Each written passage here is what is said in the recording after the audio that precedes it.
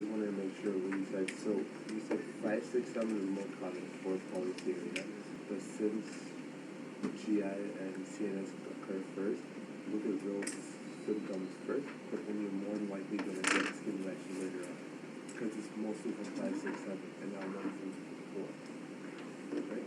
All of them Will have GI. will give you GI symptoms.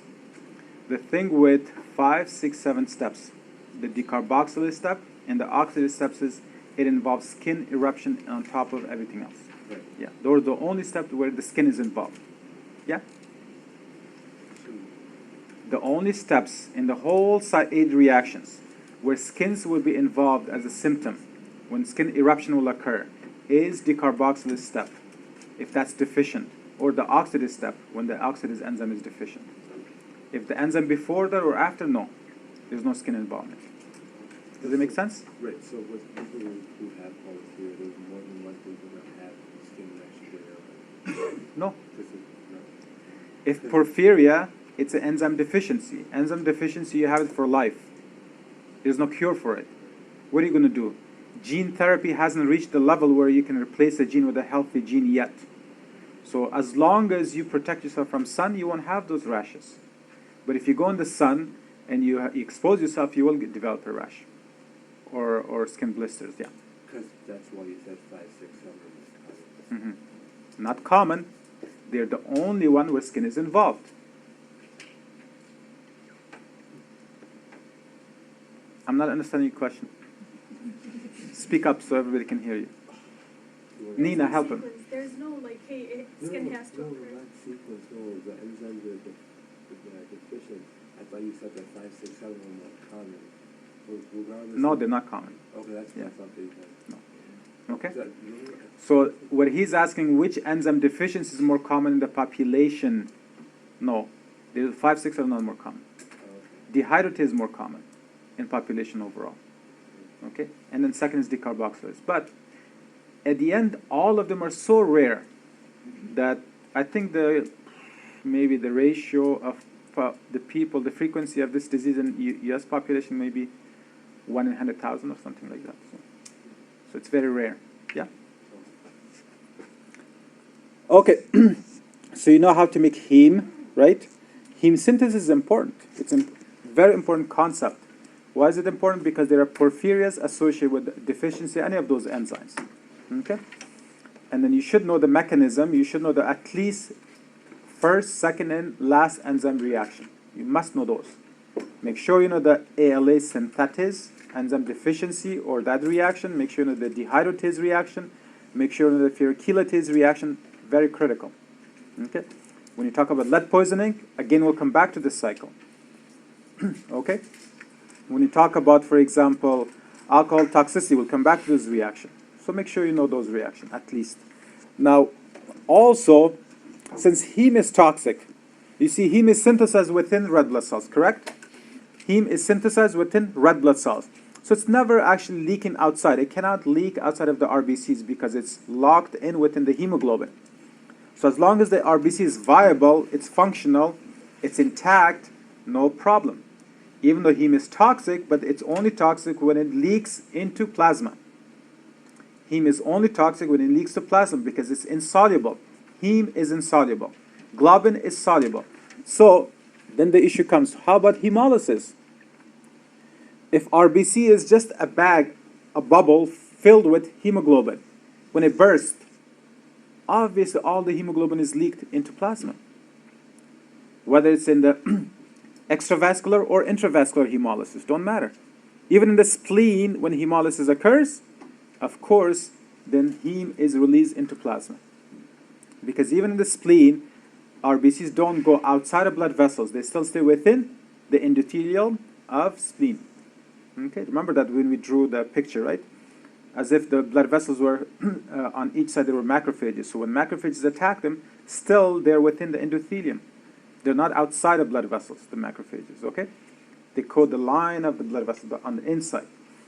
So regardless, no matter how you do it, hemolysis leads to accumulation and overproduction of heme and globin. You have to do something about it. So this is an amazing picture. I drew it, haha. Okay, now, So you take an RBC. Where's my pen? There you go. So in RBC, we're saying that when RBC goes through hemolysis, so let's say hemolysis here. When RBC goes through hemolysis, what is it going to produce? What is it going to leak? Heme and globin, both hemoglobin. Okay? Then the hemoglobin you have to take. The hemoglobin is taken within blood vessels, and it's separated to globin and heme, especially by the splenic macrophages. Globin is just a protein. Did we ever have a problem with the globular proteins? No, they're soluble, right? Globular proteins are never a problem. You see, you can take a protein and eat it. When you eat it, what is it converted to? Amino acids. And you absorb it, and you can arrange those amino acids as you wish. According to your genes, you can make a protein that you can use. So this globin can be reused over and over because it's able to be converted to protein, amino acids. It's not a problem. The globin is not a problem. No big deal. It's never an issue. It's never even discussed. Heme is a problem because heme, the ring, is insoluble. Heme is insoluble, so we have to metabolize it. We have to change it. We have to neutralize it and eventually get rid of it. So if you have insoluble things in your body as a byproduct of some sort of metabolism, in this case it is a metabolism, okay, even though it's toxic, in order to get rid of it, you must make it soluble. How many ways can you get rid of things out of your body? Let's name some of them. Sweating, urine, stool, and breathing out. Okay? So now, if you have to breathe something out, don't you have to change it to the gas form? Otherwise you cannot breathe it out. So heme cannot be converted to gas, so that's out. If you have to sweat it, you have to make it soluble. It has to be soluble, but heme is big, so it cannot be just leave your cells. So there's only two ways left, urine and stool. Even though you can excrete it in urine or in stool, you still have to make it soluble. So because from your spleen, for this heme to travel to kidneys and to GI, if it's still insoluble, it will still cause toxicity. So before you excrete it in urine or in stool, you have to make it soluble. Okay, so that's where we have to learn things. Okay, so number one, we take the heme. In the spleen, this yellow circle represents the spleen. In spleen, the splenic macrophages will oxidize heme. The splenic macrophages will oxidize spleen. Heme, spleen. Okay? You see there is oxygen used. What do you think enzyme number 2 should be? Heme oxidase. Heme oxidase. Very easy. Okay, heme oxidase. The first enzyme that converts heme to something that is in the process of being soluble is heme oxidase. Heme oxidase, what it does, when you introduce oxygen to this ring, it opens up. And this is what you get. I just did short, it should be 4, right? But it's okay. You can see the picture, right? So the first step, heme oxidase, will open the ring. It's no longer just a ring, it's open. Okay? This open heme is known as biliverdin. You should memorize that, okay? The open ring is biliverdin. All of this happens within the spleen. Biliverdin is still insoluble. It is still insoluble. And then it has to be taken into liver. The only place you can convert biliverdin to bilirubin and then make it soluble is liver. The enzyme that makes this heme soluble is in liver. So you have to transport it from spleen into liver. And the only connection between spleen and liver is blood. So you have to carry it through blood. But again, biliverdin is insoluble. What is the purpose of albumins, for example? To carry insoluble things. So albumin will carry this biliverdin all the way to liver. But it is in the process, it will convert it to bilirubin. Okay? So biliverdin has to be converted to bilirubin. And then enzyme number 3 is reductase. Biliverdin reductase. Biliverdin reductase. Biliverdin is very toxic. It doesn't even, in plasma you will find no concentration of it. So before biliverdin leaves the spleen, it has to be converted to who? Bilirubin. Bilirubin. Okay? Only bilirubin can be carried in blood with the help of albumin. But the bilirubin that we have here, do you see the U in front of it? U in front of this bilirubin in your books? The U stands for unconjugated. Unconjugated. Unconjugated. I just didn't have enough room. Unconjugated. The U stands for unconjugated. Conjugation makes it soluble. Conjugation makes bilirubin soluble. So let me quickly go over what I have done so far. You take heme in the spleen, the splenic macrophages will take heme and open it into a ring known as biliverdin. Biliverdin is still insoluble. Biliverdin has to be converted still in the spleen into bilirubin. But bilirubin, unless you have a sugar attached to it, it's insoluble. So that's why bilirubin, before you attach sugar, it's known as unconjugated bilirubin.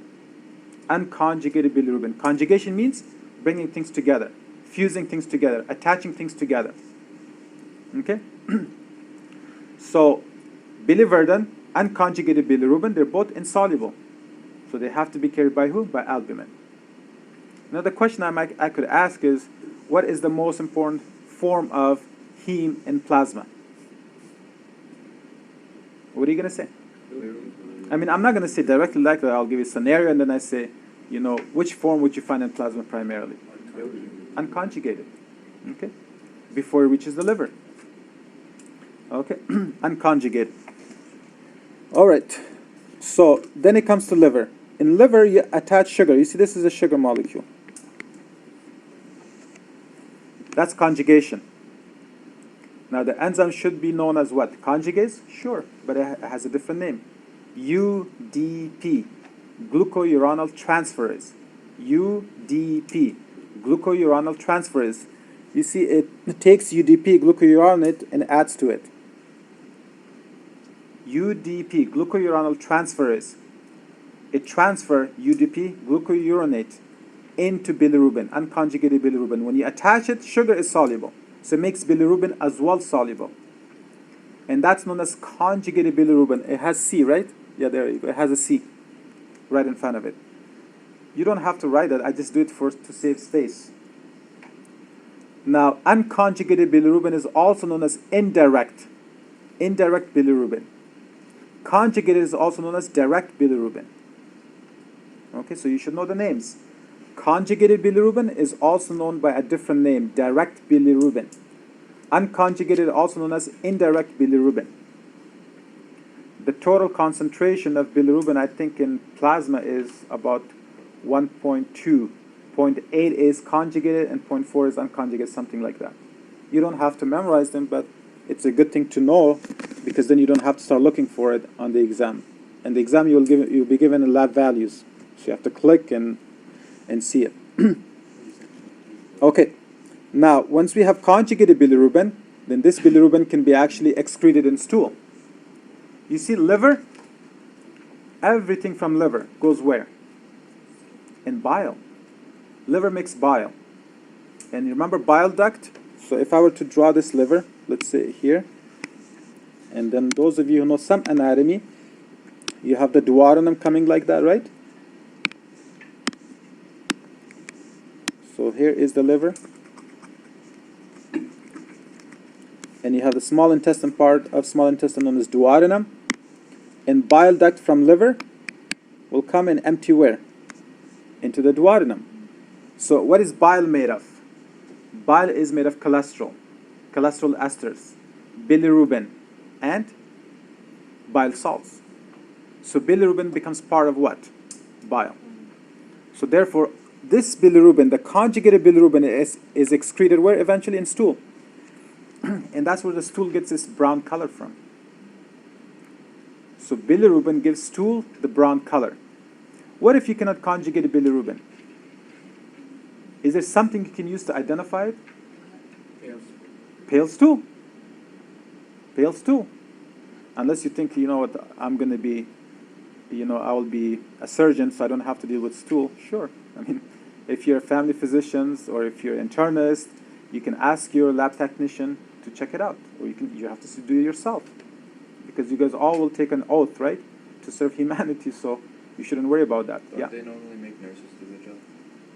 I wouldn't do it. I'll do it myself because you seeing it yourself is different. Yeah. You forgot? Okay. You'll remember again. So know that the brown coloration, discoloration of stool comes from bilirubin. So whenever you have pale stool, that means you're not able to conjugate bilirubin. There's some issue. Okay? All right. What if you have enzyme? What if you have no spleen? Now you know the basic idea, right? So some bilirubin can also go in urine. And urine will get a brown color from bilirubin, the dark color as well. If urine is dark, that means you're releasing more bilirubin in urine. And there's part of bilirubin that is actually deconjugated in intestine by bacteria, and it's recycled. Okay, so the bacteria can also, so if you have too much bacteria, you can also disturb the cycle. But let's talk about now, you know the normal physiology. Let's talk about some conditions. What if somebody has no spleen? First of all, let's say, what kind of people usually don't have a spleen? I have to hear you though. Diabetics. Diabetics usually kidney problems, not spleen. Sickle cell anemia, which we're going to discuss soon. In sickle cell anemia, people lose their own spleen spontaneously. Why? Because of infarction, autoinfarction. We'll discuss that. So at least for now, know that sickle cell patients are at risk of splenectomy, autosplenectomy, or they wouldn't have their own spleen. So what happens to them? Would they have unconjugated bilirubinemia? Emia means in blood. Bilirubinemia, meaning increased bilirubin in blood. Unconjugated bilirubinemia. Do you think people who don't have spleen, asplenic people or patients, or sickle cell anemia patient without a spleen, do you think they will have an issue with unconjugated bilirubinemia? Wait, no, because doesn't it conjugate outside of the spleen? So where does it get conjugated? The albumin. Liver. Excellent. Liver. So they wouldn't have any of those issues. Good job. Good job. Now let me tell you one more thing. You know what cirrhosis is, right? Hepatic cirrhosis. Number one cause is alcohol, right? In developing countries and non-developing countries, viruses. So if a person has hepatic cirrhosis, they have liver failure, do you think they will have increase in unconjugated bilirubin? Yes. Yeah. Now, what if they have no spleen? What's the possibility? Could they even produce bilirubin? No. They can. There's other reticular issues. Excellent. Liver will take over. Lymph node will take over. And bone marrow will take over. Good job. So if you don't have a spleen, liver, bone marrow, it will just take over and They'll do the hemolysis for you. Okay? Remember we said in adults, 90% of hemolysis is done by who? Spleen. But if you don't have spleen, other reticular endothelial tissue would take over. Perfect. Good job, Asra. Yeah. Okay. Because there are people without a spleen, like sickle cell anemia patient, and they're still fine. Yeah. What happens if, like, there's no way for the red blood cells to go to spleen, like subcutaneous hematoma? What's going to happen to that subcutaneous blood, that subcutaneous RBCs? Subcutaneous RBCs. Yeah, I mean, what happens to them? Yeah. Okay. Hematoma, like subcutaneous hematoma, what happens? Yeah. There's no way for all of that blood to go to spleen or kidney. Absolutely. So what he's talking about is, what if you have a bruise?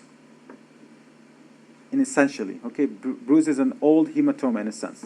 So what he's saying is, what happens if you have a trauma and you have hemorrhage and bleeding, and blood accumulates under your skin? That's known as subcutaneous hematoma, because that blood cannot go to spleen. What happens to it?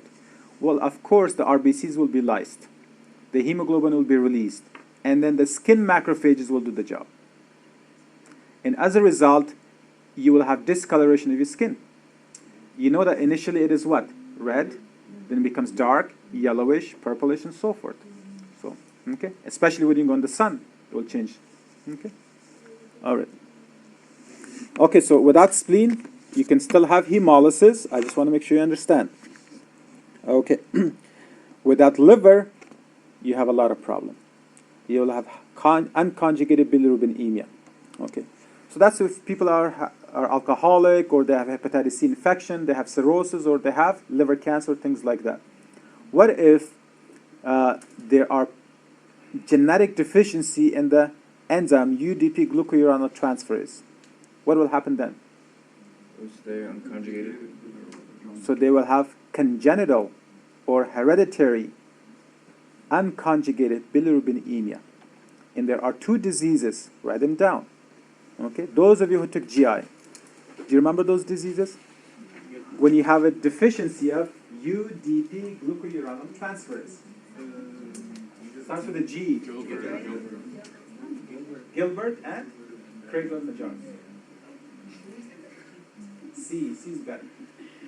Okay. Gilbert and Crigler-Najjar? Crigler-Najjar syndrome and Gilbert syndrome. Gilbert is in adults, Crigler-Najjar in children. Gilbert is a partial deficiency, and Crigler-Najjar is complete deficiency. Now, if you think about it, think of Crigler-Najjar. Starts with a C, conjugation defect, complete deficiency. Yeah, in children. Excellent. Good job. Okay. So they're missing the... Enzyme, number 4.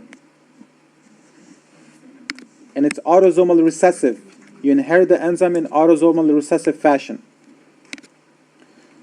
Okay. Let's go to now, let's talk about bilirubin. What is this thing called bilirubin?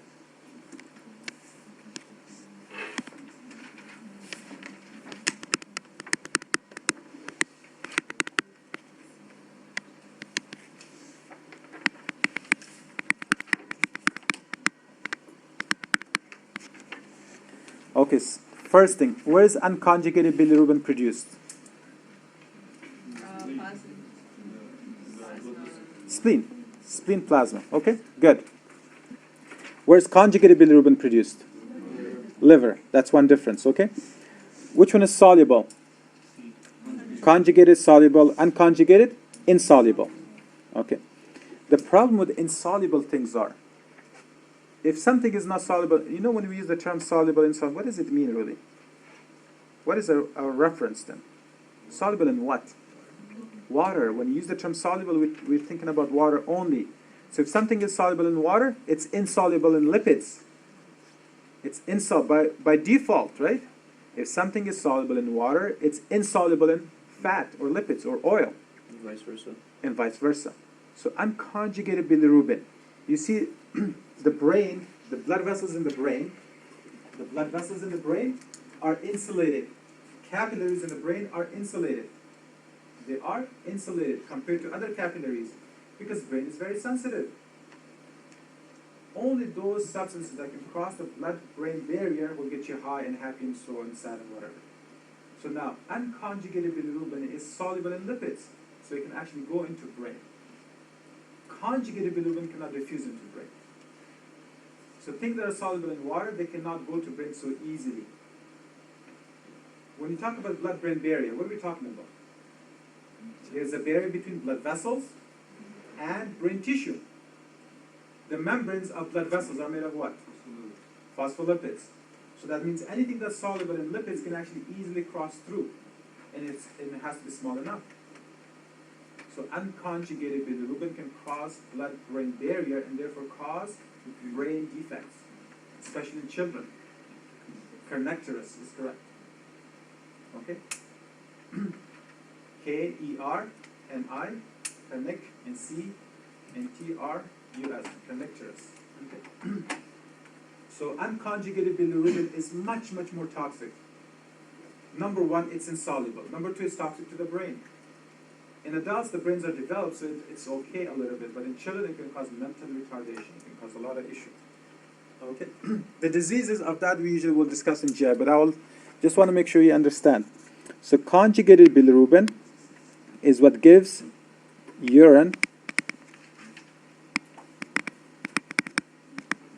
and stool dark color.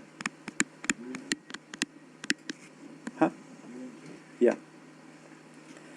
Unconjugated bilirubin does not, it's colorless. Okay?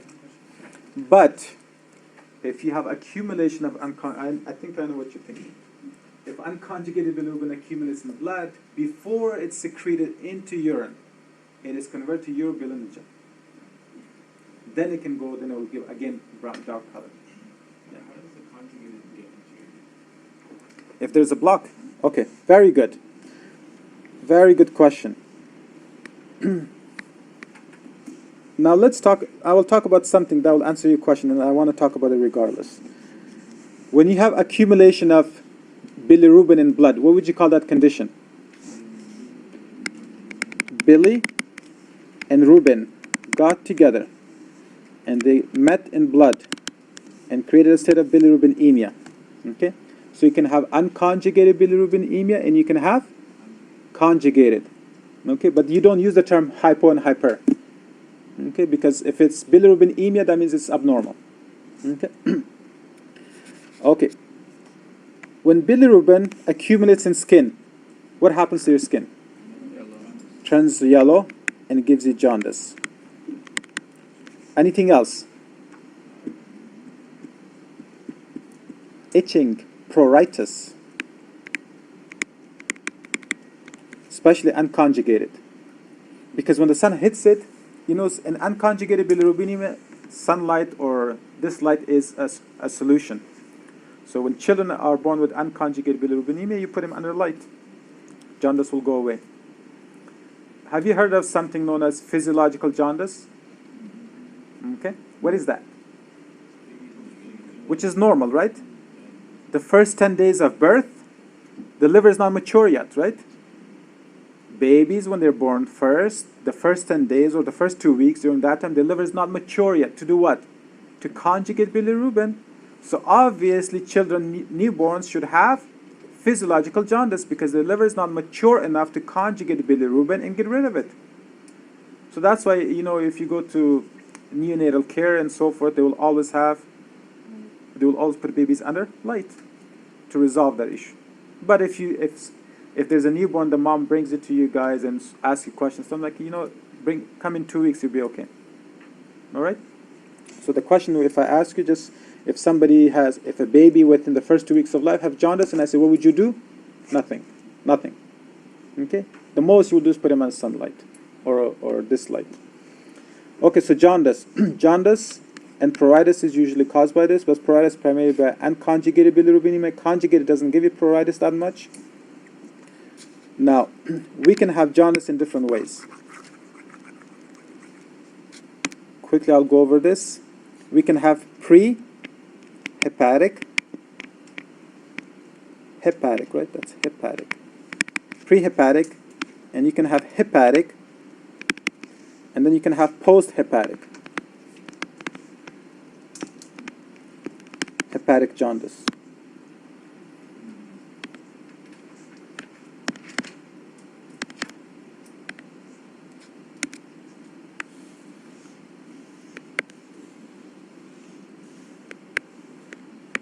Okay, so that means if the cause of jaundice is liver, it is hepatic.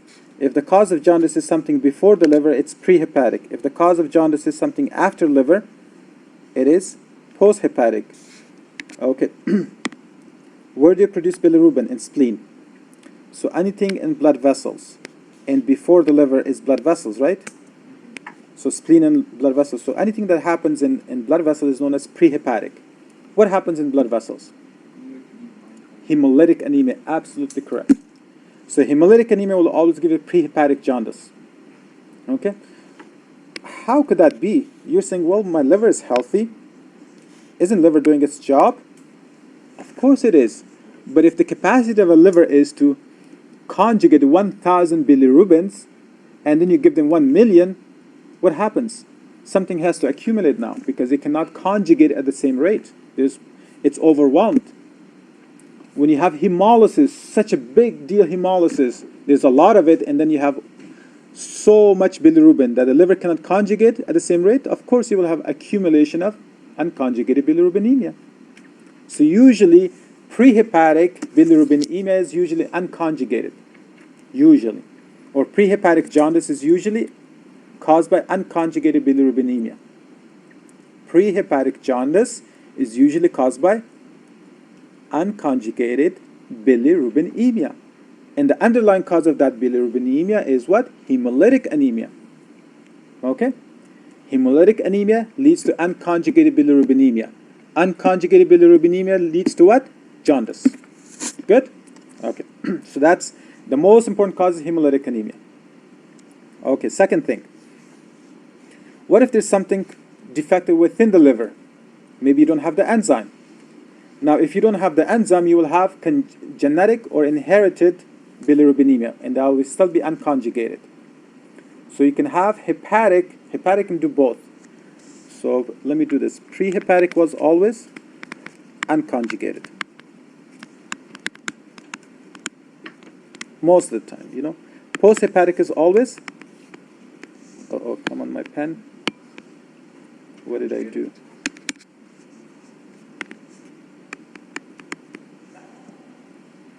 Let me close this. I'll come back. It's not responding.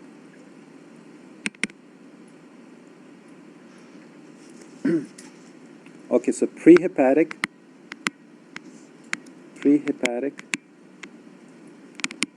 was unconjugated, and then we have posthepatic, which is conjugated. How about hepatic? Both. In some cases, purely unconjugated. In other cases, purely conjugated. In some cases, both. I'll give you examples, but let's do the easy ones first. Okay. So, from blood, you bring bilirubin to liver. So, if you have a problem here, that somewhere here, this is prehepatic, which is hemolysis. But then the bilirubin is secreted into what? To bile duct. Right? Bile duct. Bile duct is usually green, so bile duct will empty where? Into duodenum, which is the small second part of the intestine, small intestine, right? Okay. What if you have gallstones? If the gallstones are blocking bile duct, let me just do it somewhere up here. When gallstones are blocking bile duct, can you actually excrete conjugated bilirubin? Wouldn't this bilirubin eventually accumulate and it will go back into blood? What did you find in urine? Does he answer your question? Okay. So that's conjugated bilirubinemia because of blockage. What if you have, you know, the pancreas is here, right? Right? The head of the pancreas is attached in the C-shaped duodenum. What if you have cancer here? Pancreatic head cancer, and that's blocking the same thing. As long as you have bile duct obstruction or bile flow obstruction, you will have conjugated bilirubinemia. As long as you have bile flow obstruction, you will have conjugated bilirubinemia. Common sense, no question asked. There's nothing around this way, so you have to memorize it. Okay? So obstruction of bile flow will always give you conjugated bilirubinemia. Production of bilirubin, too much unconjugated bilirubin production will always give you unconjugated bilirubinemia, like hemolysis. So at least you know two diseases now. Gallstones and pancreatic cancer, especially head cancer, gives you conjugated bilirubinemia. Hemolysis or hemolytic anemia always gives you unconjugated bilirubinemia. Now let's go to liver now, because liver is in the center of both. It's in between, right? So bilirubin has to come from here, go through liver, into the intestine. Here it gets conjugated. So if you have the enzyme deficiency, the enzyme we talked about, number 4 in your book, UDP glucuronal transferase. If it's Gilbert or Crigel-Najjar, this is unconjugated bilirubinemia. Crigel-Najjar syndrome or Gilbert syndrome gives you what? Unconjugated bilirubinemia. Because the enzyme is not there. Now, in Crigel-Najjar, it's complete deficiency of the enzyme. There's no enzyme, zero. So upon birth, immediately you'll see jaundice. There's nothing you can do about it. It's complete deficiency. But in Gilbert, it's partial deficiency. Partial deficiency. So you have at least 50%, 20%, 30% of the enzyme still available. So you will have bilirubinemia only upon exercise or stress. And that doesn't happen in children. As far as I know, newborn, 1-year-old, they don't exercise. They don't stress out that much. Maybe they do. You never know. Okay. But when you reach the age of 16, 17, when you do extensive exercises, when these children actually join sports clubs, sports team, then they will have jaundice. So Gilbert is always in adults or teenage when they do extensive exercises, not just normal exercise, nothing something small, big, playing soccer, basketball, football, playing on a team, they will have jaundice. So think of Gilbert gym-induced jaundice, gentleman jaundice, cradle of children jaundice, right? Okay. So that's one thing. But what if you have a viral infection? Hepatitis. Then what? You still have jaundice? Yeah, of course you do. Would you have unconjugated bilirubinemia or conjugated? Both. Because you still live Exactly. See what the virus does. Number one, it causes swelling. When it causes swelling, what happens to the intrahepatic bile ducts? So the bile ducts, where did it start from? What's the origin of these small bile ducts? Yeah, hepatocyte, liver themselves. Eventually they group together and they make one common bile duct. So this is common bile duct. Before that, it's known as two hepatic ducts, left and right hepatic ducts. And then they have small bile canaliculi. Canaliculi means small, tiny channels you can only see under a microscope. Okay? So all of them originate within the liver. So when the liver swells, what happens to these ducts? Wouldn't they be under pressure? Wouldn't they be compressed? It's common sense. When tissue swells, that means something has to be compressed. The reason when you have swelling or tooth pain, whatever, why do you have pain? Because nerves are compressed. Right? So that means, number one, when you have hepatitis, viral hepatitis, it will cause obstructive jaundice. That means even conjugated cannot be secreted or excreted. At the same time, viruses kill cells. You know that virus is intracellular parasite. Virus cannot produce themselves by themselves. They need your cells. So in the same way, when they do produce a lot of them own copies, the cells will burst and they will change the cell to a viral producing factory. And the cells that are infected with virus are not viable. They cannot function. So they cannot conjugate. So two things happen with viral infection. You can have both unconjugated and conjugated bilirubinemia. Make sense? On the other hand, you can have cirrhosis. Cirrhosis, hepatic cirrhosis. Hepatic cirrhosis means changing the liver cells to dead cells. It's like scar tissue. Scar tissue, same thing. You cannot conjugate, so at least the capacity of conjugation is decreased. You used to conjugate 1 million bilirubin, now you can only conjugate 10,000. So you will have unconjugated bilirubinemia. And the one that you have conjugated, because the cirrhosis, the ducts are blocked, and they cannot be, at least you cannot secrete at the same rate as before. You used to, let's say, excrete 10 milligram, now you can only do 1 milligram. So again, in blood you will have both accumulated, conjugated and unconjugated.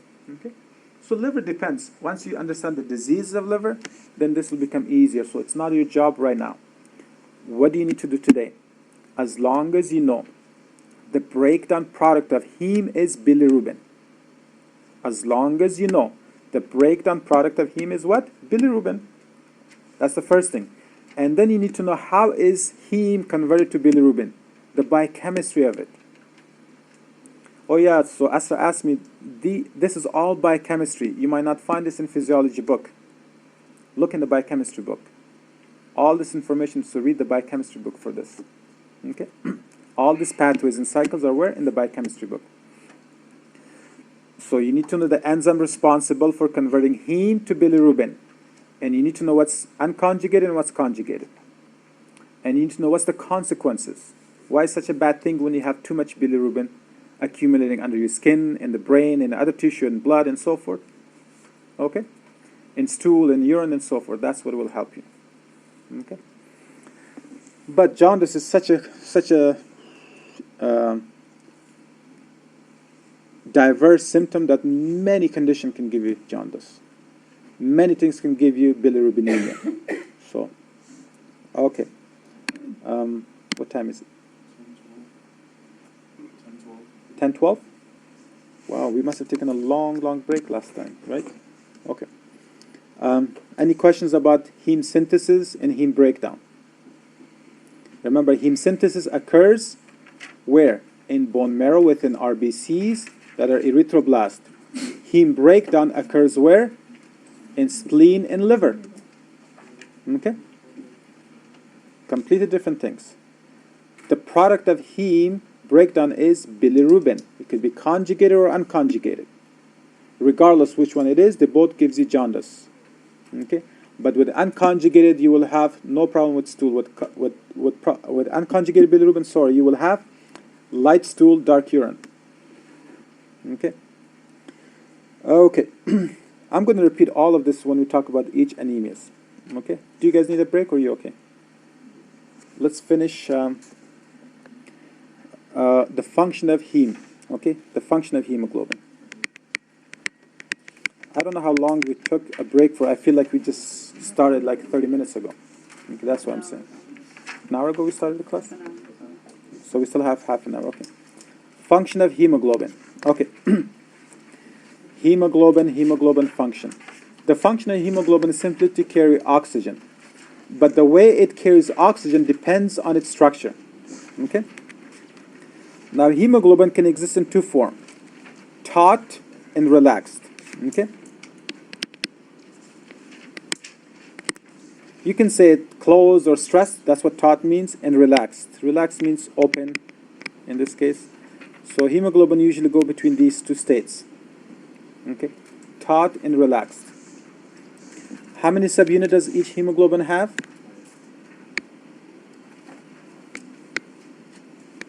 4. How many globin chain does hemoglobin have, or the globin chain? 5. The globin chain has 5: alpha, beta, delta, gamma, and epsilon. But the hemoglobin molecule itself has how many subunits? 4. Very good. Okay. You know what? I was supposed to make these squares just to tell you. These are closed. It really doesn't matter what shape you use.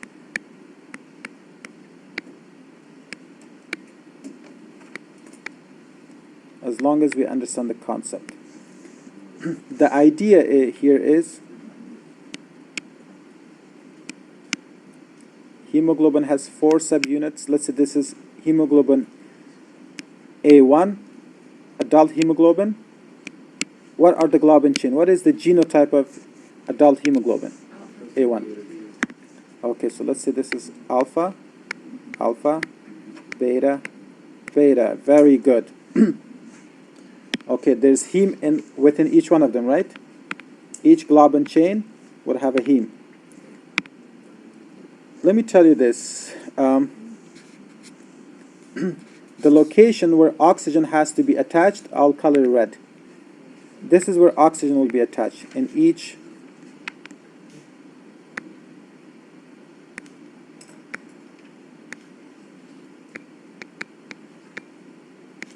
That's where oxygen is attached. Now, is it actually exposed, this area, or is it hidden? It's within the hemoglobin molecule. In here, which one is more easier to bind oxygen? The relaxed form or the taut form? Relaxed, because you have a gap. That means there's enough physical gaps between the relaxed form of hemoglobin where oxygen can diffuse, go in, and attach. Whereas in the taut hemoglobin, that means the binding site for oxygens are covered. Although the drawing might not present that, but that's the idea. Okay. Each globin chain can bind oxygen because each one of them have iron. So this one will bind one oxygen, molecular oxygen. Remember, this is not ionic. So each of them can bind one oxygen, total of 4. Okay. Now there is the thing. The first oxygen, binding of the first oxygen is very difficult. The first oxygen is very difficult, just like for a human being. You know, the first member of the family, if they want to go to med school and become this, it's very difficult for them. But then they can pave the way for the rest of the family and then tell them the ins and out. And for the fourth child, it's very easy to do things because he has help from 3 of them that have already graduated and done everything. So the first one is difficult. when the first oxygen attaches, okay, when the first oxygen attaches, the first oxygen attaches here, guess what? The conformation of the subunit where the oxygen attached changes, so it becomes round. Okay, so in this case it becomes round. So that means the conformation changes, so it kind of retracts, so the gap between the other subunit increases. So the binding of the first oxygen is very difficult. The second one should be much easier, and it is. Which means the first oxygen makes it easier for the second one to attach. The second one make it easier, even easier for a third. The fourth one is spontaneous. Because there's no hindrance, there's no cover up, everything is exposed. The binding sites of those hemoglobins are exposed. You can put it this way, you know, like let's say we have, let's make it this would be better. Let me see if it makes sense. I'm going to do a different way. Hopefully it makes sense. So basically, it's hot hemoglobin hasn't bound oxygen yet? Yeah. And once it binds the oxygen, it becomes what? Yeah. Or it has less oxygen bound. Okay. I just have a different idea. I think this would be more helpful. Okay, just give me a second.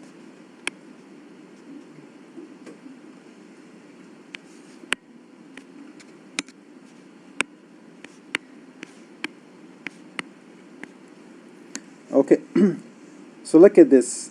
All the active site of hemoglobin are covered inside, so oxygen cannot go in. Let's say oxygen is this blue. It has difficulty time. As soon as the first oxygen goes and attaches here, what happens is this hemoglobin, the cover it changes. You know, like if you have something flexible and you push something in, it changes its shape, right? So conformation changes will occur. This rotates, and when this rotates, it leads to the rotation of this one as well, the next adjacent one. And suddenly the active site is exposed. So for the second oxygen, it's much easier. It doesn't have to go through all of those jungles and bushes and whatever. It goes immediately in there.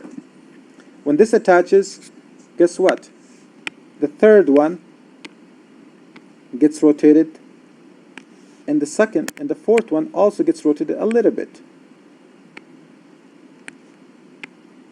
Uh-oh, what did I do? I have no idea.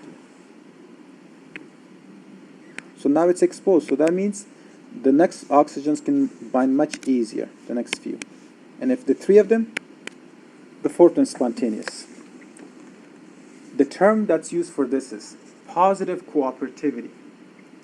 One subunit helps the second one. Then the first and second helps the third one. And the 1, 2, 3 helps the fourth one. So with each binding of oxygen, it becomes easier for oxygen to attach to hemoglobin. Okay? This is known as positive cooperativity. And we have to see this on the diagram, on a graph. That's where the difficulty will come. But at least as long as you understand, for the first oxygen to attach is very difficult. The second one is a little bit easier.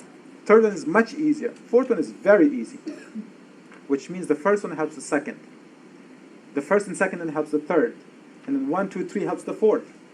Yeah. So is the conformation change different for each one? No, same thing. So why would the fourth one be spontaneous and not the second one? Because it has two already next to them that are already changed. Okay? If there's 4 of us standing, you know, if there's 4 of us standing and I bind oxygen, whoever's next to me will change first. And then we have the two who are next to then so forth. So the way they're attached, they help each other. Okay? Okay, so this is known as positive cooperativity. What you need to understand is we need to represent this idea on a graph. You need to show me in a graph. How is it? The first oxygen is very difficult, second is easier, third is even easier, fourth is very easy. Very, very easy. Okay? Now, there's a term that's used for binding of oxygen. It's called saturation. For any protein or enzyme, when it binds something, saturation is occupation. Not a job occupation, meaning occupying a space. The seats that are occupied are saturated. The chairs that are empty, they're unsaturated. The chairs in this class that are empty are unsaturated. The chairs that are occupied are saturated. Okay? Now the hemoglobin has how many chairs? The 4. So that means 4 out of 100. If it's 1 attached, that's 25% saturation. You can have 0 saturation if there's no oxygen attached. 1 oxygen attached, 25% saturation. 2 attached, 50%. 3 attached, 75. 4 attached, 100. This thing does not exist in human beings. There's never 0 oxygen in your body. So there's always some oxygen. Within your blood, there's always some oxygen. So it's impossible for hemoglobin to be 0 saturated. What is the normal saturation of hemoglobin in your blood? 90%. Less than 90%, you need to see an emergency room. Is this the one that they put on the thumb? Yeah. Or it's like OTC? Yeah, it can give you pulse oximetry. Yeah, it can give you saturation. Yeah. I thought that was lung saturation. Huh? The pulse ox, I thought that was for lung saturation. Same thing. Lung cannot be saturated. Really? So the terminology they use is wrong. It is actually saturation of hemoglobin. Yeah? Okay? Okay. All right, so we're going to look for this. Usually, what is the concentration of oxygen? So now we have to talk about something for this to make sense. What is the partial pressure of oxygen in arteries? What is the partial pressure? Why is it even called partial pressure in the first place? Multiple gases make up. Excellent. You see in air, there's 3 major gases. Nitrogen, oxygen, carbon dioxide. Each one of them presents its own pressure. The highest pressure is presented by who? Nitrogen. And then second highest by oxygen. The carbon dioxide less. So oxygen produces partial pressure in fluid and in air. Okay? When you inhale air, you inhale everything. So the partial pressure of oxygen in arteries is usually, it should be above 80 to 100. Okay? And partial pressure in veins, what do you think? 60. Okay, so it should be above 60. Minimum. Okay, shouldn't go below 60. And arteries should be usually about 90. Let's just do this. I'll give you the average values. This is not saturation, this is partial pressure. Okay, which is equivalent of concentration. For carbon dioxide, partial pressure of carbon dioxide in arteries, I'll put A, and for veins, I'll put V. In veins, it should be 46, and in arteries, it should be 40. Okay, on average. Say that again? Partial pressure of carbon dioxide in an artery and vein. Okay? Huh? In plasma or where? Well, I'm talking about veins and arteries. Right? So yes, in the blood. So, oh, you're talking about like in plasma, like, no. See, I see what you're saying. All of the oxygen, 98% of the oxygen is actually attached to hemoglobin. Only 2% is carried in liquid form, in aqueous form in plasma. Only 2%, so that's irrelevant. Carbon dioxide, on the other hand, only 10% is attached to hemoglobin, and 90% is dissolved in plasma in the form of bicarbonate. Remember we did that. I'll come back to it, okay?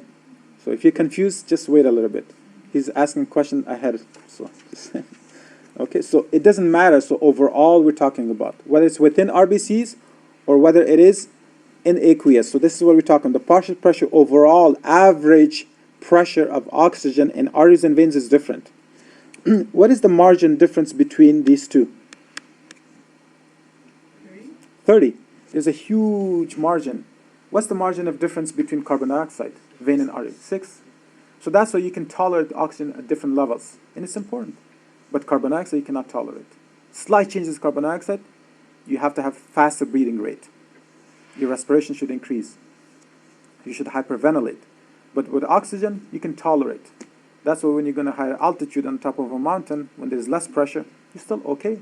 But if you go 30,000 feet above sea level in a plane, then you might be a little bit in trouble. If you go outside of space, ozone layer, then completely you need oxygen tank and things like that, right? The idea for that is because oxygen has a molecular weight, right? Anything that has a mass has gravitational force. So where would you have the highest concentration of oxygen? Surface of Earth, the highest. Everything that has weight, look, any two masses has gravitational attraction force between them, any two masses. And oxygen has a mass, just because you can't feel it. Okay, so I want to talk about this, okay? So this is where we want to keep saturation. Saturation must be above 90. That means at least the 3 units, the 3 molecules must be occupied. But when we measure the overall, there's millions of hemoglobin, then we go by percentage, not by number of hemoglobin molecules that are saturated or unsaturated. But saturation should always be above 90. 89 is not good. 80 is really, really bad. So you have to see an emergency room, okay? Okay. So let's see how we can present this on a graph.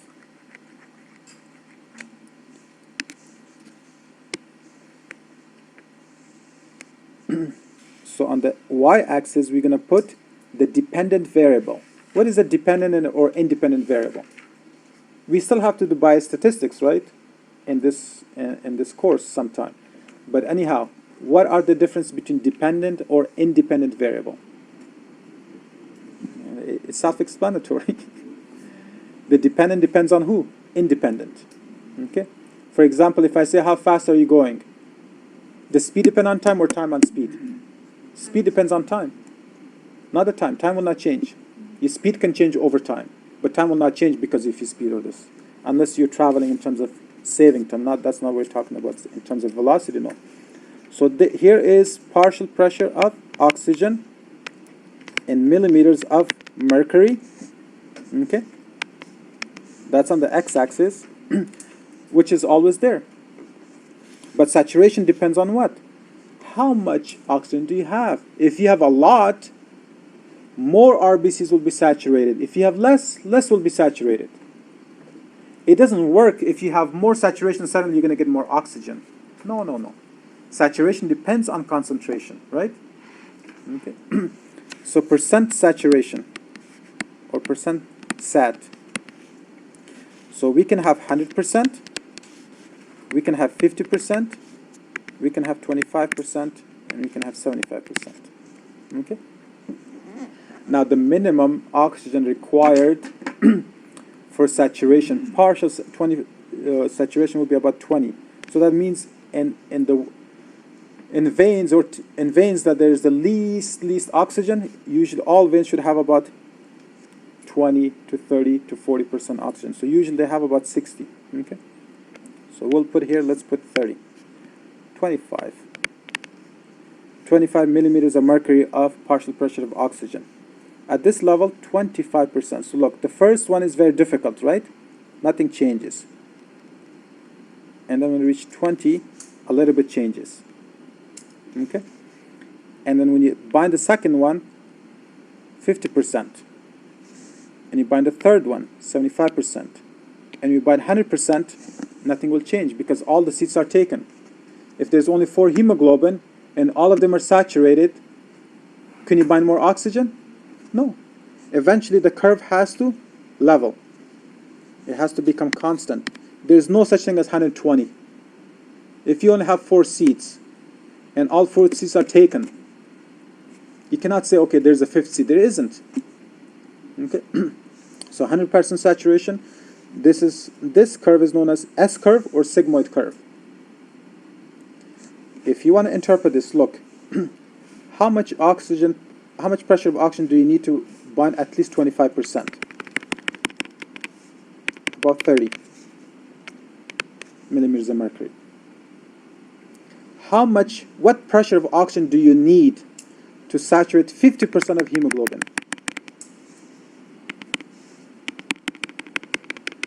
Let's say 40.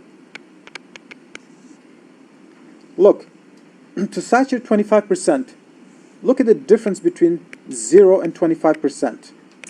Sorry, it's between 0 and 25% of saturation. You need a lot of oxygen, at least 25 millimeters of mercury. Does it make sense? And then as soon as you bind the first one, look, to bind the second one, What is the difference in terms of concentration? Only 10, not 25. Isn't it easier now for second one to attach? How about the third one? Even easier, because the gap is now smaller. How about the fourth one? Even easier. Okay, so that's what this graph is telling you, because this area where it's vertical, meaning it's binding very fast. This area where it's just horizontal is very slowly changing. Okay. So even if you take the four subunits, that's the curve you will get. So all the hemoglobin curves are presented in sigmoid shape or S shape. Okay, the curve tells you the initial few molecules are difficult to bind. The last two molecules are very easy to bind. And eventually, if you have all the hemoglobin in your body saturated, there is no more room available for any more oxygen. You can breathe as much as you want, but there is no more hemoglobin. You can breathe 1,000 times more oxygen, and then if there's no hemoglobin to bind, then what happens to the extra oxygen? It becomes toxic. Okay? So when you learn in clinicals in pulmonology, later on, when you give somebody 100% oxygen, you have to be careful. Once all the hemoglobins are saturated, you have now free-floating oxygen in there, and they can become free radicals. They can cause other damages. It's called oxygen poisoning. It can cause pulmonary fibrosis, for example. So we have limited number of hemoglobin. If you have limited number, you can only bind limited number of oxygen. Okay, so that's the idea. So there's no such thing as 101, 102, 110, 120. No, only 100%. There's no more hemoglobin available, so you cannot bind more. Okay. Now the question is, when we do this, that's the curve. We want to know which curve represents loading and which curve represents unloading. Which curves occurs in lungs and which curves occurs in tissue. Okay, so the hemoglobin curves are high yield. Let's say loading and unloading. What does loading mean? Binding of oxygen by hemoglobin, right? Unloading?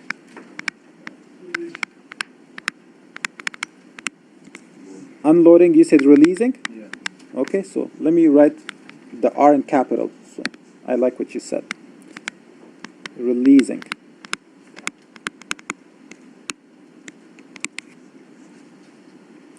Okay.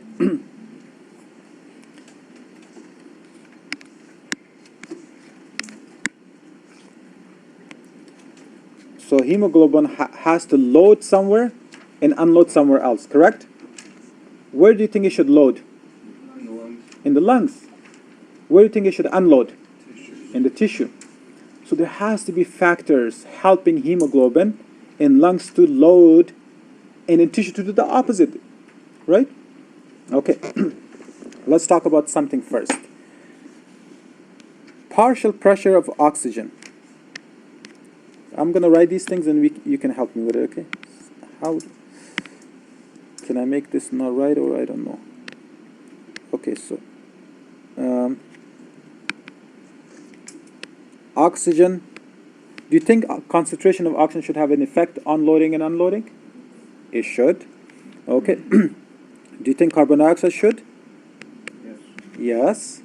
Do you think hydrogen ion should? Okay. Now remember, somebody asked me yesterday, NADPH. When NADPH carries hydrogen, it's a negative hydrogen ion for reduction. That's not the same thing. Okay. All right. Do you think what else is left? 2,3 bisphosphoglycerate. Very good. Uh-oh.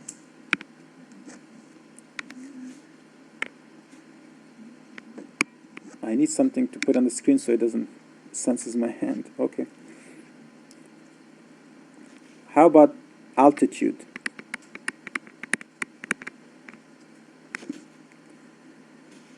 How about pH? Some of these are the same thing. It's just a different word. Okay? All right. We will try not to memorize. Okay? We're going to try to make a logical sense. Huh? How about iron? Iron concentration, no. Yeah. Okay. You cannot have liquid iron in plasma. Iron is always bound to proteins and things like that. So, for example, if you have hemochromatosis Iron deposited in tissue, in brain, it causes damage. So there's no such thing as liquid iron. Okay, so it wouldn't. It would actually cause more problems than issue. Okay. Do I have everything? Am I missing anything? Huh? Other gases? Other gases? No, those are competitive inhibitors. We'll have to talk about it differently. Okay. Now, do you think just logically, do you think high concentration or pressure, let's use the term pressure, high pressure of oxygen should cause loading or unloading? Loading. Doesn't that make sense? You know, like if a train goes somewhere, there's a lot of people, you know, those fares and those, like Navy piers and those things, the buses that, when you have more tourism, they will load more. When you have less, they will unload more. So because high concentration should cause loading. Very good. Loading. And low oxygen should cause unloading. Doesn't that make sense? When you need oxygen, you shouldn't keep it. When hemoglobin comes to the tissue that is starving for oxygen, think of it this way. Let's say all of you guys are starving. You guys are studying so hard, and I have food right here, and you're starving, you're hungry. Should I give you the food or keep it? Should I load or unload? When you need something, I should unload. So when you go to the tissue, when there's hypoxia, that means hemoglobin will be much easier to unload oxygen. So it's common sense that when you have less oxygen, hemoglobin should unload. When you have more oxygen, it should load. And there's a difference in terms of pressure. In lungs, the pressure of oxygen is what? Almost 100 millimeters of mercury. The pressure of oxygen in tissue is what? In mitochondria? Less than 60. So it's obviously will unload. Look, in arteries, what's the pressure of oxygen? Partial pressure of oxygen in arteries. I just told you earlier. 90 and higher. And what is it in veins? 60. So when the same RBC goes from arteries into veins and capillaries, don't you think when it reaches veins and capillaries it will unload? Common sense, it would unload. Because that's low pressure. So there's less oxygen. Oxygen always goes from where? From high to low concentration. The law of simple diffusion will never change. Basic concept that you studied in high school and everything applies today as well. Simple diffusion is movement of molecule or particles from high to low concentration. So the hemoglobin is designed in such a way that when there's too much oxygen, a lot of oxygen will bind and it will load. When it is less, it will unload. That's the signal for it. Okay, so that you have to remember. Okay. Now, based on that, in high altitude, what happens?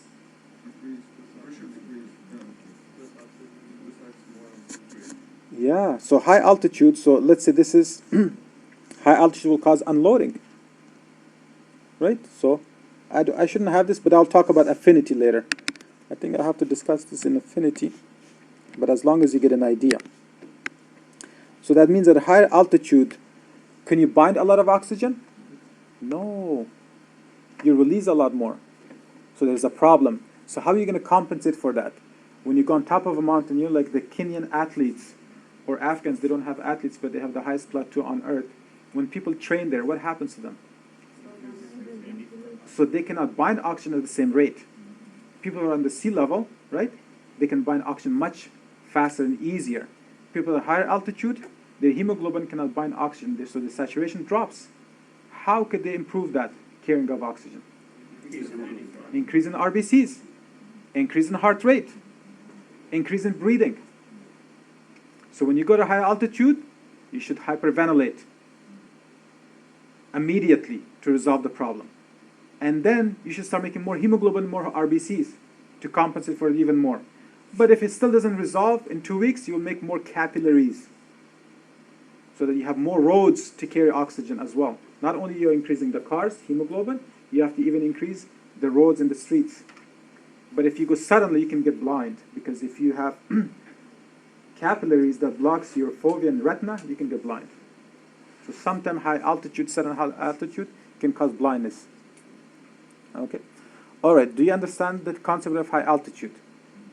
Right?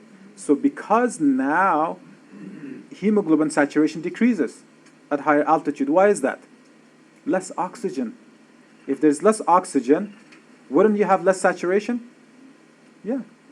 let's put it this way. There's about 46 of you or something like that, and there's only 3 chairs. The likelihood of those 3 chairs to get occupied with 46 students is what? Very high. But if we have 100 chairs, or we still have the 3 chairs and we have only 2 people, what is the probability of all 3 chairs being occupied? 0. So when you go at higher altitude, there's less oxygen. The percentage of saturation decreases. The probability of saturation decreases. The likelihood of saturation decreases. So you have to compensate for that because your tissue still requires the same amount of oxygen. And how do you do that? By increasing breathing rate. So you have to hyperventilate.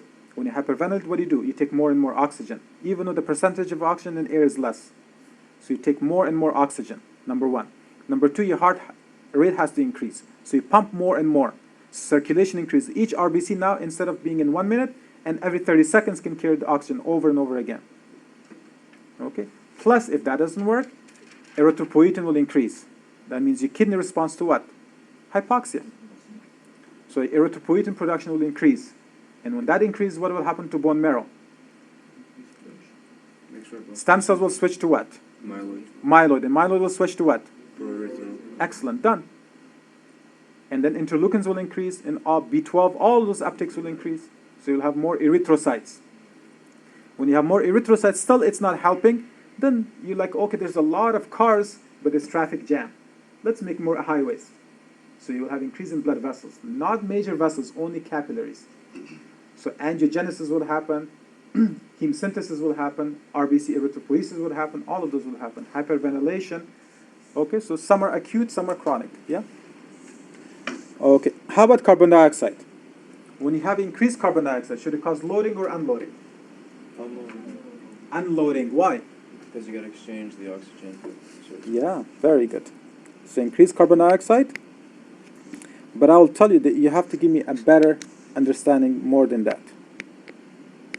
Well, oxygen occupies space, and red blood cells, hemoglobin can only carry so much. Excellent, but not complete. What percentage of carbon dioxide is carried by hemoglobin? Less than 10. Yeah. It's really not contributing True. in that sense. Yeah? Yeah.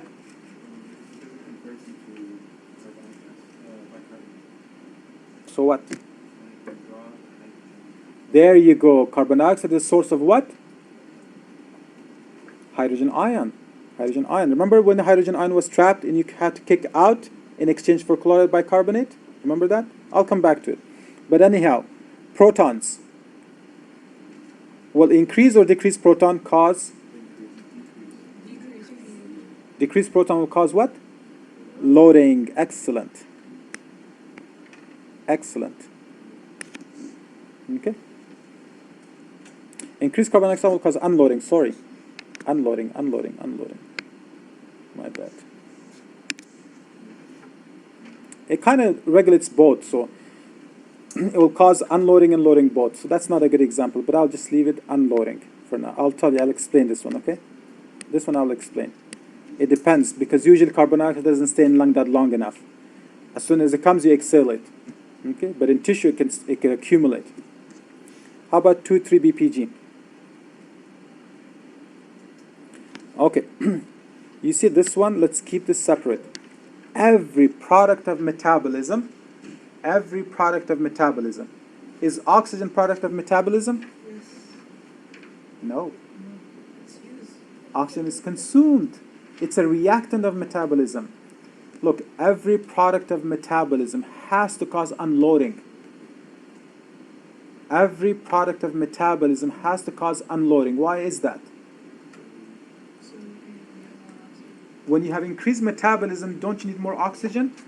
Yeah. So the byproduct of glycolysis is what? 2,3-BPG. Correct? The byproduct of glycolysis. Isn't glycolysis metabolism within RBC? Yeah. So that's one. The byproduct of glycolysis is what? 2,3-BPG. How about hydrogen ion? Same thing, lactic acid. Okay, so the byproduct of glycolysis is also hydrogen ion. Okay, so metabolism. So all metabolic products, you will focus right here. carbon dioxide, hydrogen, 2,3 BPG. They should increase. When they increase, they should increase loading. Okay? So they will cause unloading when you have too much of them. Because it tells you that I need oxygen. When you run, when you exercise, don't you need more oxygen? And how are you going to deliver that? So the signal of your metabolism, when you exercise, you use a lot of ATP. When you use a lot of ATP, what do you produce? AMP or ADP. So all of these will increase unloading. Okay? Increasing these products will cause unloading. Any metabolic activity, basically. Yeah. And it's common sense. As I said, if you focus on metabolic activity, that means you're consuming more and more oxygen. Whenever you have metabolic activity, you're consuming more oxygen. Why? Because you need more ATP. Therefore, the product of metabolism has to signal, I need more oxygen. I just used it. Give me more, give me more. So all product of metabolism has to cause what? Unloading, unloading, unloading. Okay? Decrease in metabolic product will cause loading. But this only occurs in tissue level. This does not occur in lungs, in the alveoli. Okay, so that's why in tissue you have a lot more carbon dioxide. The concentration of carbon dioxide in lungs is less. 2-3 ppg in lungs is less. Okay? pH in lung is high. In tissue, pH is low. Okay? So the only thing that go the opposite direction is the oxygen and pH, everything else the same. So it should help you in that sense. Metabolic product should indicate need for more oxygen. I just use a lot of oxygen, guys. I was working out, I was exercising, I was doing this, I was thinking, I was reading, I was studying. Therefore, the brain produces a lot of carbon dioxide. It produces a lot of 2,3 ppg and a lot of protons or hydrogen ions. These are signals to tell your heart and your lungs, I need more oxygen. Please send me some more. And it tells hemoglobin, unload. Why are you holding on to this oxygen? Why? I need it. Give me more. Give me more. Okay? So that when you understand that way, you don't have to memorize. Otherwise, there's a lot to memorize. So unloading is promoted by who? By metabolism. Loading is promoted by who? Oxygen. Okay?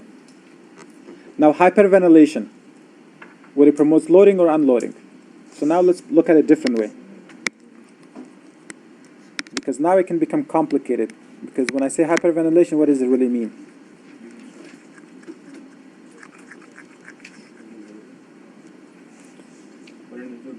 Huh? It will do both. Hyperventilation will do both. You're increasing oxygen, right, in the lungs, and you're increasing delivery of oxygen to the tissue. Yeah? Okay. Let's look at it differently.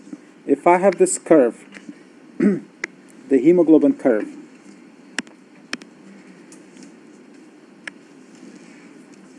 let's call this normal curve, N.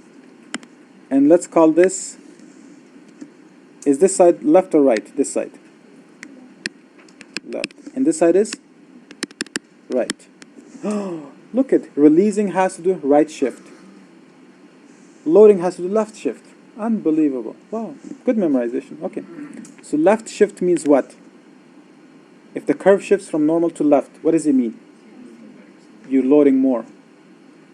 Okay. When the curve shifts towards right, what does it mean? You're unloading or releasing. Okay. Now, how could we interpret these graphs? Which one holds on to oxygen more? Left or right curve? Left. Left. Left has a high affinity. Remember, affinity is desire, holding on to something. The left curve has more affinity because look, even in a smaller concentration, the concentration of oxygen increases from left to right, correct? So 50% of curve L is saturated what concentration of oxygen compared to R? Much less. Let me give you numbers so you can picture what I'm trying to say. No, not tissue. The hemoglobin curve occurs within RBC only. Yeah.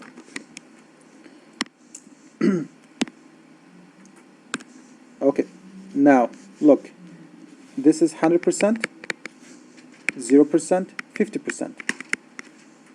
50% saturation for L occurs at what concentration? Let's say this is 20. For N occurs at 40. For R occurs at 80. So let's just say 70 to make it equal. Which one requires more oxygen to get at least 50% of that hemoglobin saturated? R. So that means R doesn't load so easily. You see L loads with only 20. 50% of it gets filled up with 20. So it has a higher affinity. It desires oxygen more. It holds on to it tighter. It doesn't let it go so easy. R lets it go so easy. You need a lot more oxygen for at least 50% of this hemoglobin to get saturated. Same example, if you have 4 seats here, for all 4 seats to get occupied, with L curve, you need at least 20 people. With N curve, you at least need 40 people to occupy the 4 seats. And for R, you at least need 70 people to at least occupy 4 seats. 70 people. 40 will not occupy all of it. At 40, what percentage, what is the saturation of R at 40? Less than 20. What is saturation of N at 40? 50. And what is the saturation of L at 40? 100%. Okay. So left shift usually retains oxygen. Right shift releases oxygen. Now, if I ask you, increase in carbon dioxide, does it cause left shift or right shift? Increase in carbon dioxide, what does it do? Left shift, right shift. Right shift. Increase in oxygen does what? Left shift. You can apply it now, there you go. Let's take a break. If you have questions, just refresh yourself. Otherwise, we're done, right? What time is it? Okay, so as I said, we're done for today. If you have questions about any of this, take a quick break and come back. I'll be here. If not, you can go home. Okay, so tomorrow you can have more questions. Oh, tomorrow is all anemias. We're done with physiology, anatomy, everything. All anemias. Review anemias. So I'm going to study that. Oh, you don't go because Omar's here. Where's Omar? You got the question, right, Omar? Yeah. Okay. Take a 5-minute break, come back.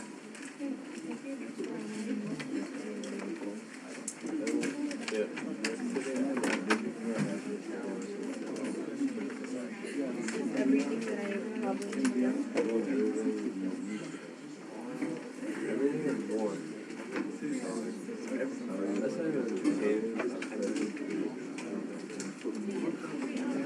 where did it stop? Like,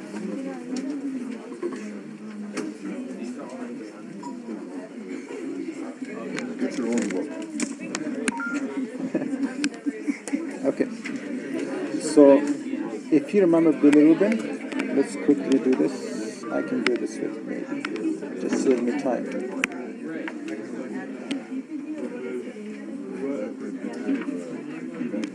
Okay. The hemoglobin or the heme group had these double bonds. Remember that? Yes. Okay. Double bonds always absorbs light. When they absorb light, they can change their structure. So this requires energy. So when you put energy into it, this will become a single bond. So let's open this ring now.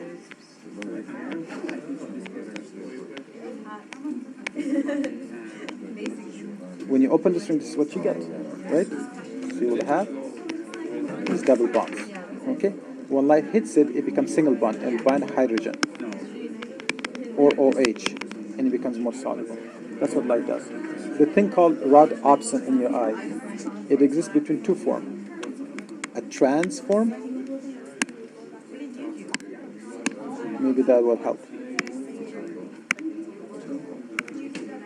Okay, so rhodopsin is a molecule that can exist in the trans form or in cis form. I'm going to New York, I think. But I This is cisform, this is transform. Light is able to change that. As a result, the way they absorb light, you can see better. So all these double bonds absorbs light, and then when it does, the composition, the structure of that molecule changes, and we can produce color changes and other things. That's right. I got it. Thank you so much. Thanks a lot. Yeah, Ryan, what's your question? I was just reading these notes. The CO2 plus H2O. Could you break down this for me? Yeah, I did that before. You were not here that day. Yeah, I didn't think I was. My apologies. Could you explain to us what's going on this one? Yeah. How good are you in typing? How fast? Compared to, I think, honestly, I don't know. Maybe, I think normal. I So think you can decent. type everything I say? I can do that. Let's do that. Okay. Like just a script? Then basically? yeah, just sit here and I'll try to guide you through. Okay. Okay. Okay. So You type in computer? yeah, Yeah, oh, he's really fast. I think I'm there you decent. go. So let's say this is an RBC, this screen. Okay. And RBC, you know what? I should try it. There you go. All of that will make sense. Okay. So if this is an RBC, I'm a perfectionist. Oh my god, I can't let it go. I have to shade it now. Whoa.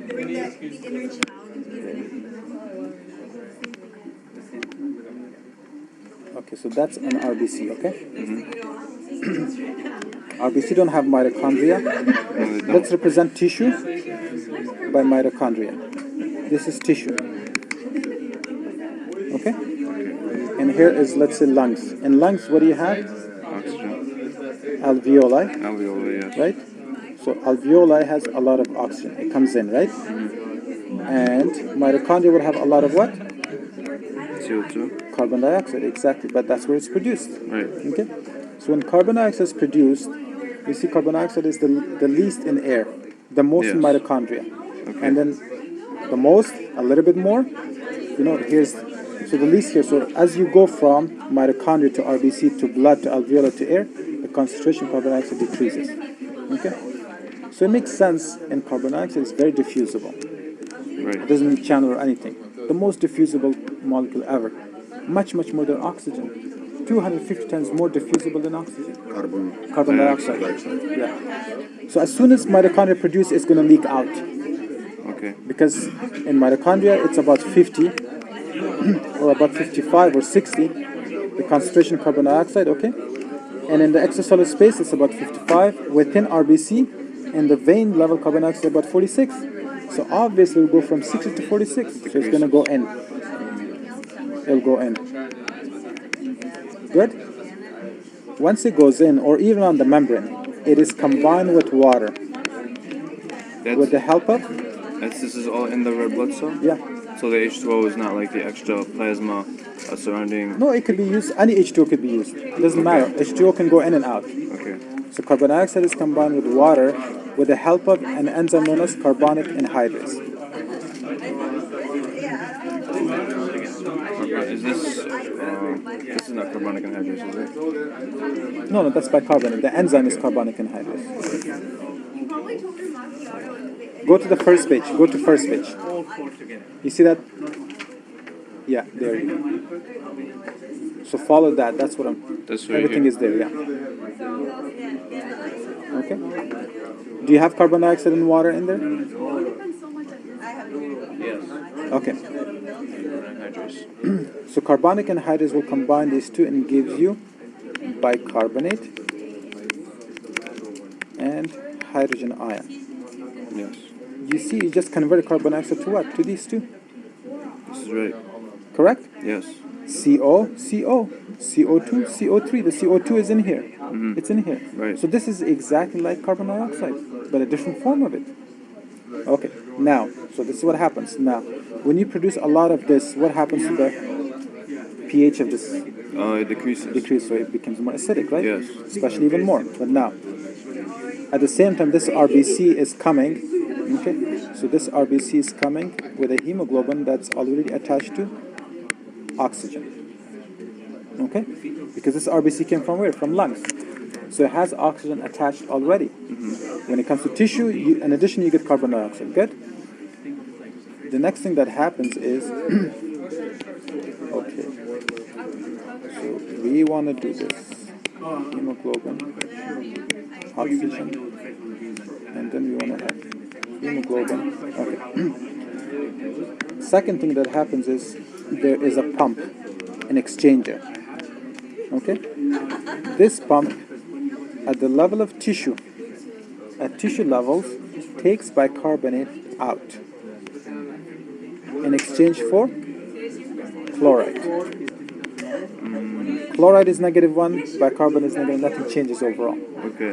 In But terms when- of acidity, Exactly. nothing changes. Very good. So let me do this so I have more space. Chloride goes in exchange for bicarbonate. Okay. Bicarbonate comes out, right? When you remove bicarbonate, what happens to the concentration of bicarbonate within RBC? It decreases. Decreases. You see the arrow represents equilibrium. Yes. So if you decrease that, how would you increase that? How would Shift I- the reaction this way. Yeah. So that means you'll consume more and more carbon dioxide. You keep pumping this out, and more carbon dioxide and water combines. And water would follow too, correct? Because of the chloride? Exactly. All right. No, that's a different thing. Leave that. This is Okay. water available already. All right.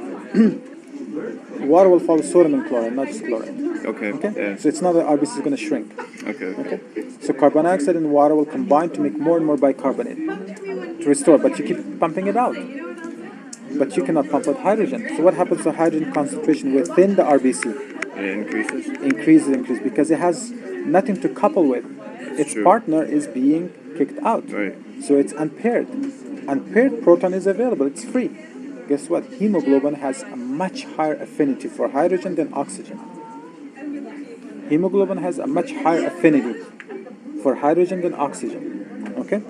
So if you have unpaired hydrogen available, it's natural that this will go and attach to who? Hemoglobin? The hemoglobin. Okay. But hemoglobin cannot have oxygen and hydrogen at the same time. So as soon as this binds, it will release oxygen. So who helped hemoglobin to unload? The The hydrogen? hydrogen. That's the core of it. Okay. But what's the difference between carbon dioxide and hydrogen? They're directly related. If this increases, this increases. Correct? Right. So that's why carbon dioxide, when you have increased carbon dioxide, it causes the hemoglobin to unload. Same thing with hydrogen, but that's the core. Right. Okay. And now you have this hemoglobin is attached with hydrogen. It's called acidic hemoglobin, no longer oxyhemoglobin. Okay? And this will go to the lungs. When it goes to lungs, in lungs the opposite happens. It'll exchange the hydrogen with oxygen. The hydrogen will fall off and oxygen will attach to the hemoglobin. But this is what happens. Bicarbonate is pumped back in and chloride is pumped out in lungs. Okay. Bicarbonate is a much stronger affinity for hydrogen than hemoglobin. Bicarbonate has a much stronger affinity for hydrogen than hemoglobin. As long as you have unpaired bicarbonate, what will happen to the hydrogen that's attached to hemoglobin? It will snatch it back. Right. Give me back. You're mine. That's true. And then so it will be the opposite. Let's do it this way. Now the Where's arrows the should bicarbonate coming from in the lungs?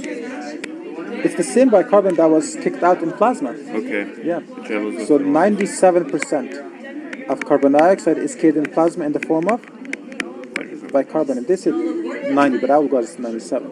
Okay. So all the carbon dioxide is in this form. The only thing is in tissue, you kick out bicarbonate, in lung, you bring it back in. And that's driven by the oxygen concentration. Okay. So when you bring in back bicarbonate, guess what? There's not hydrogen available to combine with it. So it can only grab hydrogen from where? From the hemoglobin. From the hemoglobin. So we'll take this. So let's ignore this. Let's do the reverse.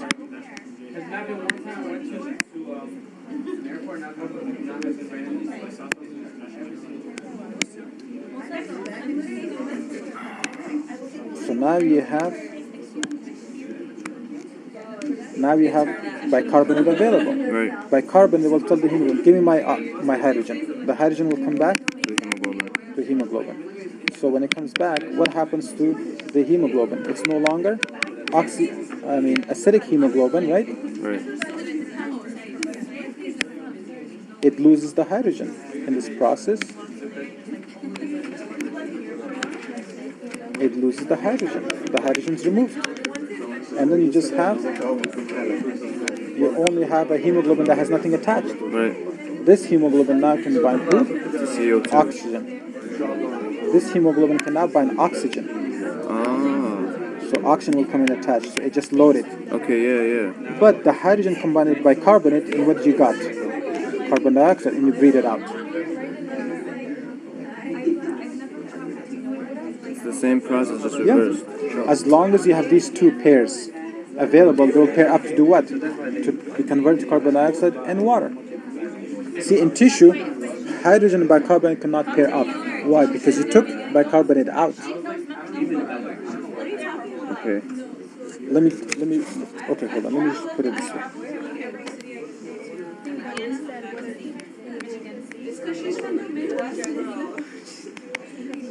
Let's say this is lungs, okay, and this is tissue.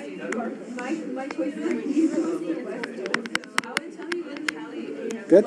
Right.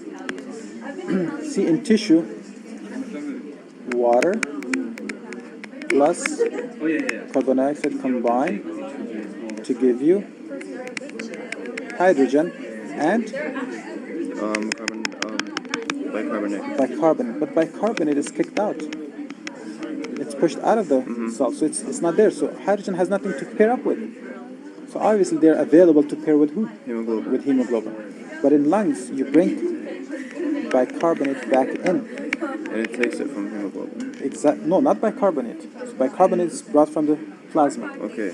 So now, and the hemoglobin has hydrogen attached. So who will you get the hydrogen from?